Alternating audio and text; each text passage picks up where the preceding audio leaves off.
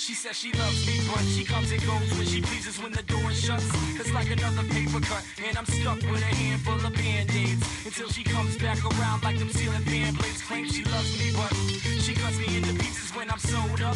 Here comes another paper cut. Now I'm stuck with a handful of band-aids until she comes back around like them ceiling fan blades. The Gym Class Heroes formed in, I just entered 9th grade, and I met Travis, who was in 11th grade, but in my 9th grade math class. I didn't pay attention in class. Which is fine, but anyways, then in gym class we had that together, and we decided that we wanted to start hanging out because we were in love. And I'm just kidding. We talked about music all the time and stuff, and didn't really like include ourselves in the gym activities and such. So yeah, we were playing in separate bands at the time, and we played a party near the beginning of the school year. And our band was playing, which was me and 2 other dudes, and we didn't have a singer, so we were just playing instrumentals, and Travis got up and grabbed a mic and started rapping over our music, and we were like, wow, this is cool. So we started getting together and made Gym Class Heroes, I guess. I'll describe our music as, for the most part, refreshing. But I mean, it's definitely rooted in hip hop. But at the end of the day, like, we're just 4 dudes, like, with a lot of different influences and a lot of same influences, and we make music together. And I think it comes, all those influences come across in what we do. Stuff that I hated growing up that was being played in my household is all the stuff that I love now. So like, I'm really, really into Phil Collins and like Hall & Oates and shit. Hall & Oates is probably my favorite, all-time favorite group ever. I grew up on like Green Day and like Foo Fighters and stuff like that, but I pretty much listen to everything.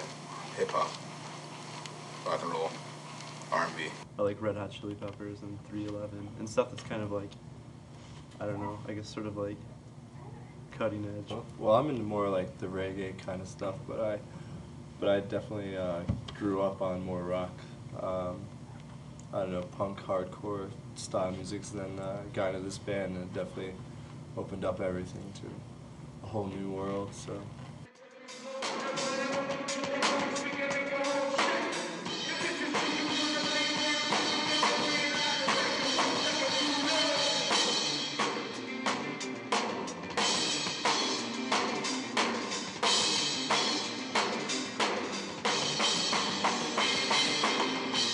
Paper Cut Chronicles is really, really personal album, and it basically is like the shit that I had gone through like over a time span, like 2 years, and we had all intentions of.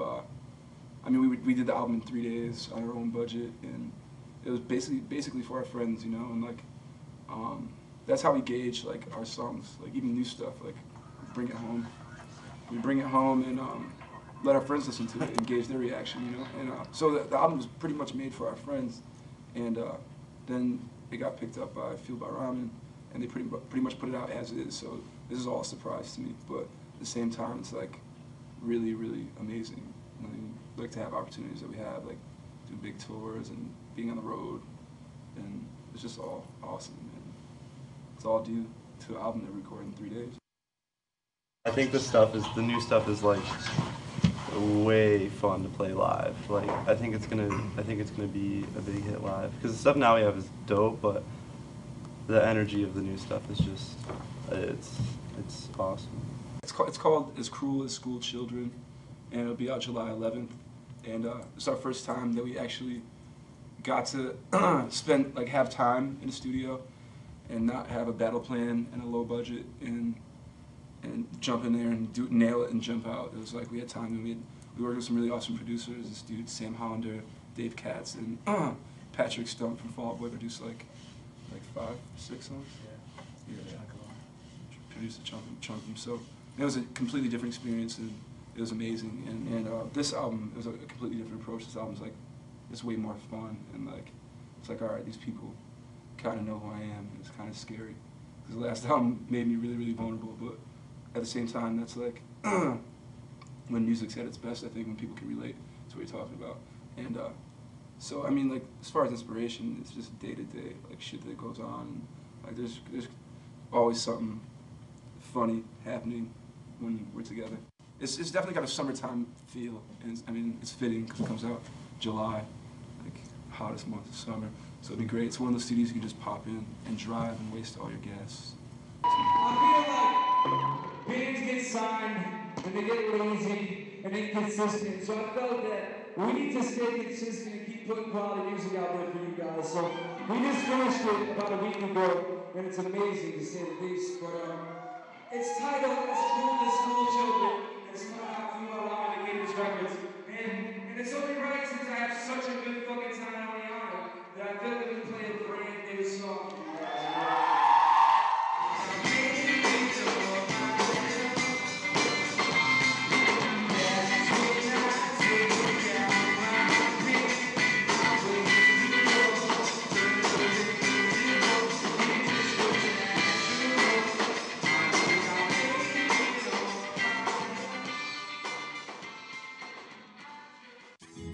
It's gonna be a long drive home, but I know as soon as I arrive home. The concept of videos, it's fun. Like, I think everybody expected, for the song, everybody expected it to be this love story, this beautiful girl, you know, like a narrative of what the song was, but I decided that we should take a little twist and just make it a little more cinematic than people expected. So basically what boils down is that I work at this factory and I steal this prototype doll girl and bring her home and make her do stuff for me, like make me pancakes and all kinds of silly stuff, and we play Scrabble together. And Patrick from Fall Boy's in the video, and he throughout the video he's seen as this really creepy dude that's like kind of like spying on me and the girl. And then at the end, I don't want to give it away, but I'll give it away. At the end you find out that he's a robot as well, and it's just really fun. It's a cool little twist on the song. It's fun to shoot and it's fun to watch. Take a look at my girlfriend. She's the only one I got. Not much of a girlfriend. I never seem to get a lot.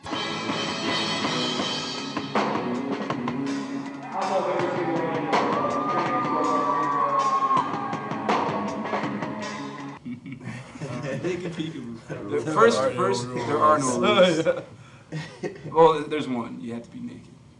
And the rest is up to the human mind. But anyways, yeah, that Naked Peekaboo was basically that song came about. It was a drunken night in Seattle. I remember I was riding with this band, The Academy Is, and we decided to get completely wasted. We're staying at this hotel called the Jupiter Hotel. I'm like, yo, let's record a song. Awesome. I wrote the shit myself. I'm not gonna lie. I'll take all the credit for it. I wrote the lick. But yeah. So that song basically came about from lots of wine and free time, and chicks dig it. And now Naked Peekaboo's a craze that I must take all credit for. So yeah, next time you're playing it, just think of my ass. Me, see this face on whoever you're playing Naked Peekaboo with. I hope it freaks you out. Tour stories. Jerry's. We had an off day in Texas, and the night before we spent like getting wildly trashed off of absinthe, which is like supposed to make you see like crazy trippy shit, but all that really happened was Seth, our tour manager, just got like annihilated and was like doing the bushwhackers and stuff. What I call baby diapered gremlin? Yeah, shitty baby diaper gremlin or something. I said the key to life is abstinence. Yeah. Abstinence is the key to life. So the next day we go, our great host Jinju was going to take us tubing. So we go to this really like kind of awesome place. It was called Jerry's like inner tube rental or something. But so we just spend like the whole day floating down this river, just getting like really drunk and yelling out Jerry's. Like the drunker we got, the louder and more like frat boy obnoxious we yelled Jerry's, you know. So it just kind of straight from the gut. Yeah, like Jerry. Like it just became this thing, you know. And so now it's even like we're in Japan, like about to play to like 10,000 people, and like it's like 1, 2, 3. It's Jerry's in, yeah. 1, 2, 3. Jerry. Jerry's is a phenomenon now. It's like, Yeah, people are saying in the UK and Japan, Yeah, they don't even know what it means. But we don't even know what it means. I mean, we just Yeah. know it's this tubing place, but I mean, it's even a confidence booster. It's to the point where it's like this dude there's a rope hanging from this tree, and he's all nervous, and we're just like, Jerry! He like swings it. I remember you can use apply Jerry's to anything, like any obstacle that you're facing, and you're worried about like not following through. Just grab your balls and scream Jerry's, and you can do anything. Stick with Jerry. I did a triple Lindy into a baby pool once. And I screamed Jerry's before it. Am I gonna do it? No splash. That's tight.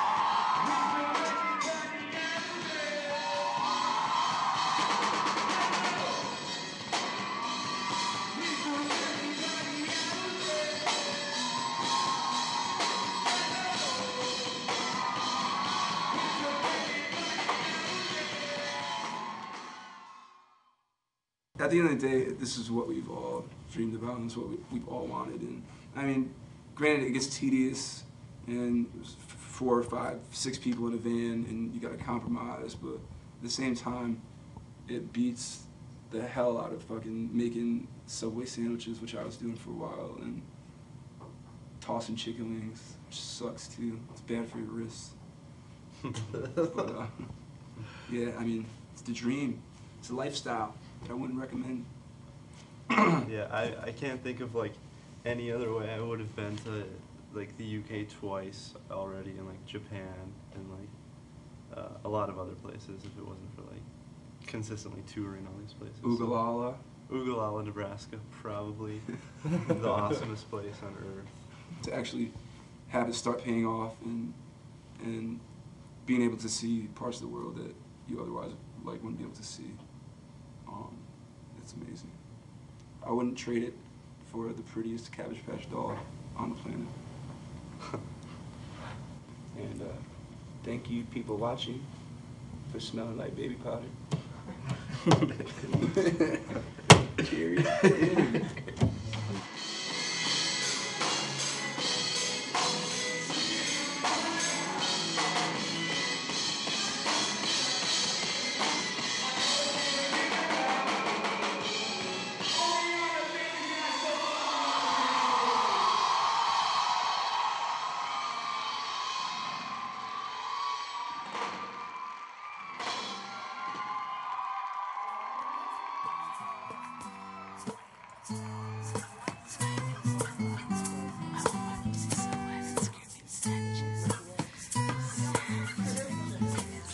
Rainy days always had a way of making sad songs get to me.